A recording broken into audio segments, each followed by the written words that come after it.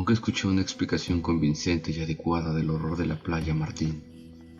A pesar de un gran número de testigos, no hay dos que concuerden entre sí, y el testimonio tomado por autoridades locales contiene las más sorprendentes discrepancias. Quizá esta vaguedad sea normal en vista del carácter inaudito del horror en sí, el terror más paralizante para todos aquellos que lo vieron, y de los esfuerzos hechos por la elegante posada Wave Street para silenciar todo después de la publicidad creada por el profesor Alton y su artículo. Están los poderes hipnóticos reservados para los seres humanos. A pesar de todos estos obstáculos, me esfuerzo en presentar una versión coherente. He visto el espantoso hecho y creo que debería darse a conocer en vista de las aterradoras posibilidades sugeridas.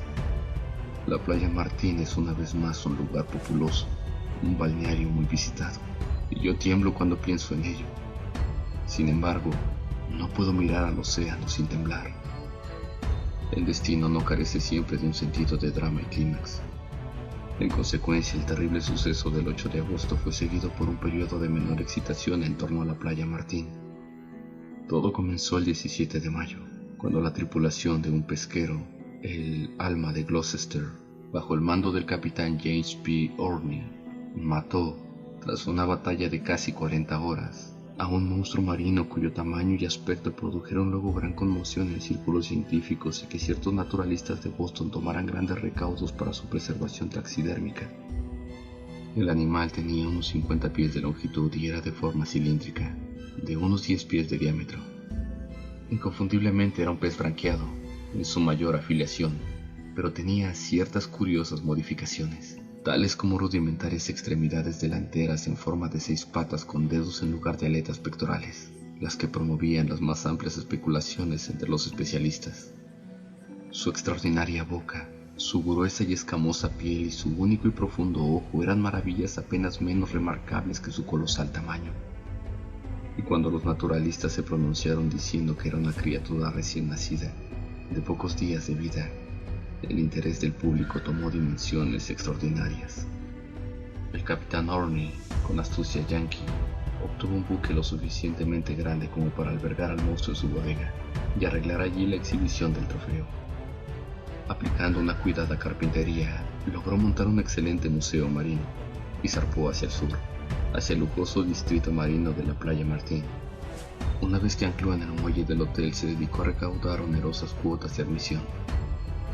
La intrínseca prodigiosidad de la bestia y la importancia biológica para muchos turistas científicos se combinaron para convertirse en la sensación de la temporada. Era absolutamente único a niveles de revolución científica. Eso estaba bien comprendido. Los naturalistas habían demostrado que este ejemplar difería radicalmente de un inmenso animal pescado en las costas de la Florida. Siendo obviamente un habitante de profundidades increíbles, quizás de miles de pies, poseía un cerebro y unos órganos que indicaban una vasta evolución, algo totalmente fuera de lo hasta ahora relacionado con la tribu piscícola. La mañana del 20 de julio la atención del público se centró en la pérdida del buque y su extraño tesoro. En la tormenta de la noche precedente se había liberado de sus amarras y desvanecido para siempre de la vista del ser humano, llevándose consigo al único guardia que había dormido a bordo, a pesar del vendaval. El capitán Orney, respaldado por el excesivo interés científico y asistido por un gran número de barcos pesqueros desde Gloucester, emprendió una exhaustiva búsqueda, pero sin más resultados que la incitación de comentarios de interés. El 7 de agosto se perdió toda esperanza y el capitán Orney regresó a Waves Creek para resolver sus negocios en la playa Martín y conversar con algunos de los científicos que aún permanecían allí. El horror se desató el 8 de agosto. Fue en la penumbra, cuando las grises gaviotas sobrevolaban cerca de la costa y la luna comenzaba a resplandecer sobre las aguas. La escena es importante de recordar, puesto que cada impresión cuenta. En la playa habían varias personas paseando y algunos bañistas rezagados, provenientes de las casas de campo que se elevaban modestamente en las colinas del norte o de la adyacente posada, cuyas imponentes torres proclamaban su fidelidad a la riqueza y la grandeza. A buena distancia había otro grupo de espectadores, que descansaban en las terrazas cubiertas e iluminadas de la posada, y que disfrutaban de la música del suntuoso salón.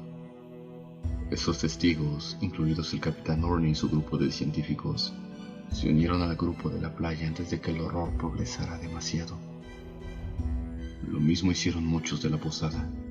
Ciertamente no hubo carencia de testigos, sino que confundieron en sus relatos, por miedo y la duda, aquello que vieron. No hay registro exacto de la hora en que comenzó todo, aunque la mayoría dijo que la luna estaba a un pie por encima del pavoroso horizonte. Mencionaron la luna porque lo que vieron pareció sutilmente conectado con esta. Era una especie de furtiva y deliberada onda que parecía venir desde la lejana línea del horizonte a través de una trémula senda, difusa por los reflejos de la luna, y que parecía atenuarse antes de llegar a la costa. Muchos no se dieron cuenta de esta onda hasta que la recordaron por los siguientes eventos, pero pareció haber sido muy marcada, diferenciada en altura y movimiento de las olas contiguas. Algunos la vieron como sutil y calculada, y como si se extinguiera taimadamente por los remotos arrecifes negros. De pronto un grito de muerte centelló desde el agua salada, un grito de angustia y desesperanza que inmediatamente movió la piedad de todos aquellos que lo escucharon. Los primeros en responder fueron los 2 salvavidas de turno, robustos hombres en atavío de baño, con su oficio proclamado en letras rojas a través de sus pechos. Acostumbrados al trabajo de rescate y a los gritos de los que corren peligro de ahogarse, no pudieron hallar nada familiar en las ululaciones de ultratumba, pero sus sentidos del deber les hicieron ignorar este detalle y procedieron a seguir el curso usual del trabajo. Apresuradamente tomaron un cojinete inflado con aire, aferrado a una bobina de soga. Uno de ellos corrió a través de la costa hacia la escena donde ya se había apiñado la multitud.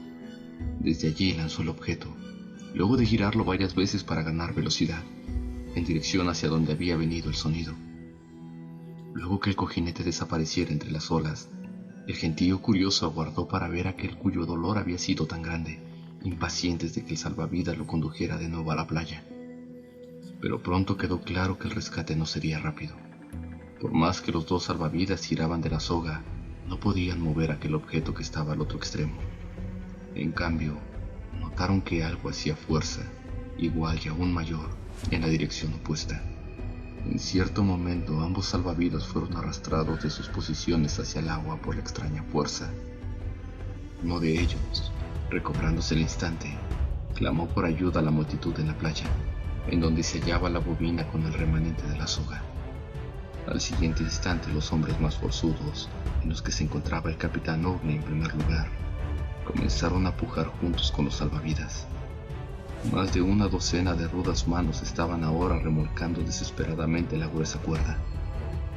Cuanto más fuerte bregaban, la extraña fuerza igualaba el esfuerzo al otro extremo, y debido a que en ningún momento se relajaba, la cuerda se volvió rígida como el acero. Los pujadores, al igual que los espectadores por su curiosidad, se vieron consumidos por la naturaleza de esta fuerza marina. La idea de un hombre ahogado había sido ya desechada, insinuaciones de ballenas, submarinos, monstruos y demonios eran libremente tenidas en cuenta. Todos seguían tirando con la sombría determinación de descubrir el misterio. Finalmente se decidió que una ballena se había engullido el cojinete.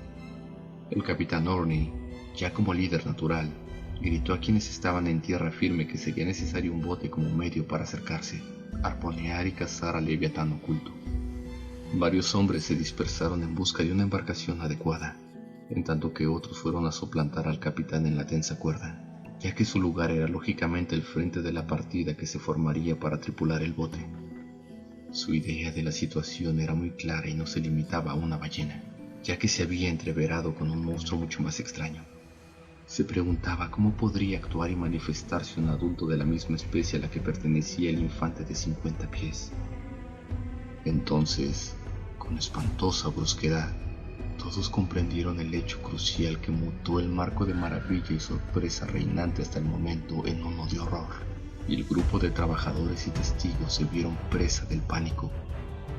El capitán Orne, dejando su lugar en la soga, se dio cuenta de que no podía quitar las manos de su lugar, que estaban adheridas con inenarrable fuerza, y en un segundo comprendió que era incapaz de retirarse de la cuerda.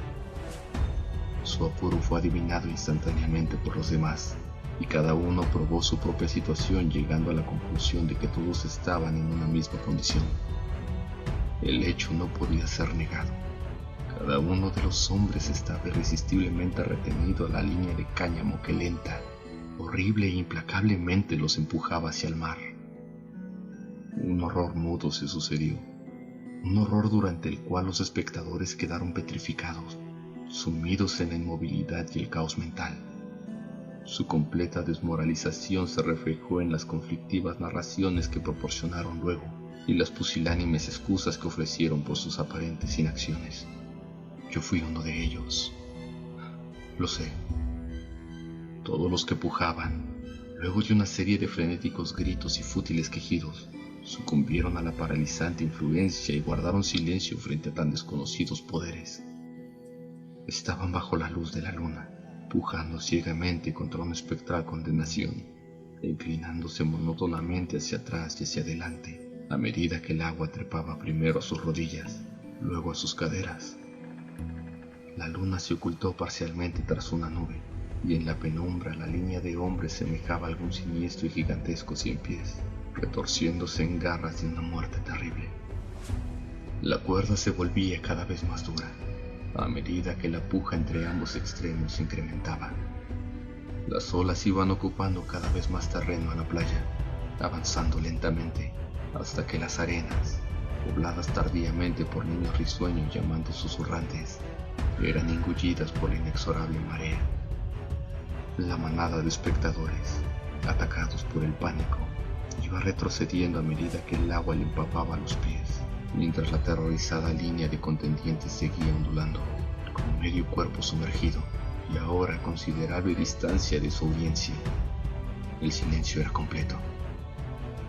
La multitud, habiendo logrado una desordenada retirada más allá del alcance de la marea, observaba con muda fascinación, sin poder brindar una palabra de advertencia o de ánimo, mucho menos intentar alguna clase de auxilio. Había en el aire un pavor pesadillesco de mal inminente, algo que nunca antes se había visto. Los minutos parecían alargarse en horas.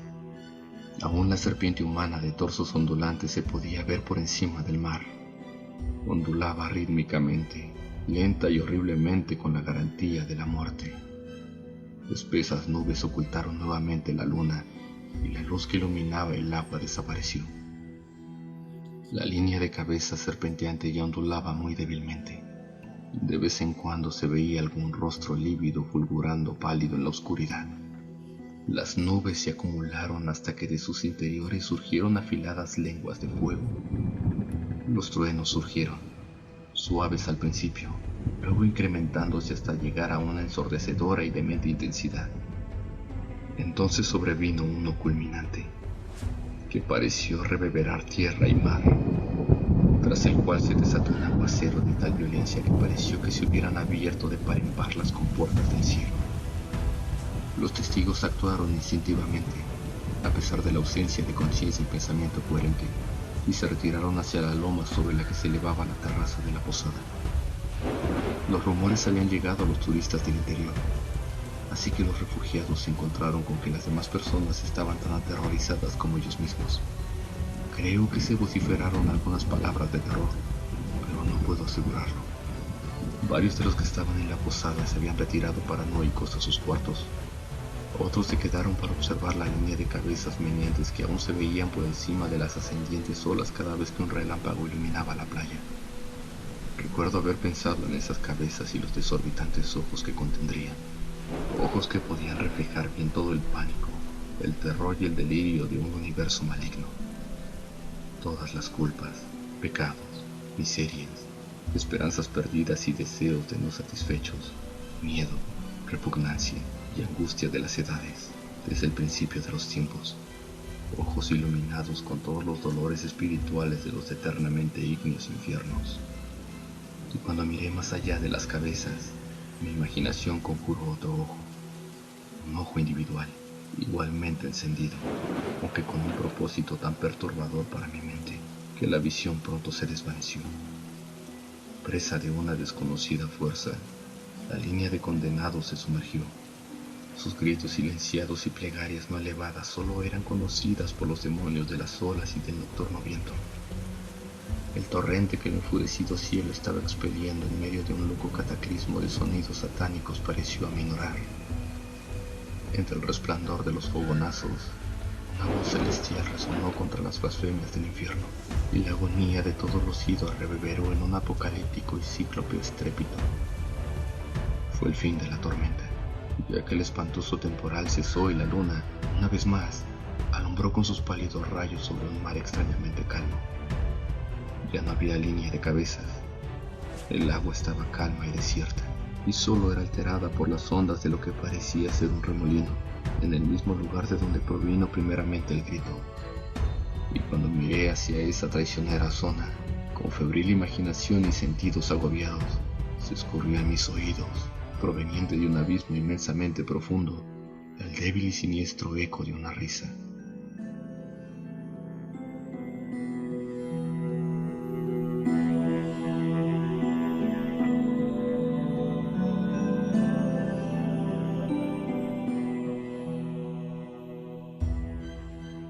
Si el video te ha gustado, me ayudarías mucho compartiéndolo. Si no ha sido así, será para la próxima vez. Gracias por darme la oportunidad.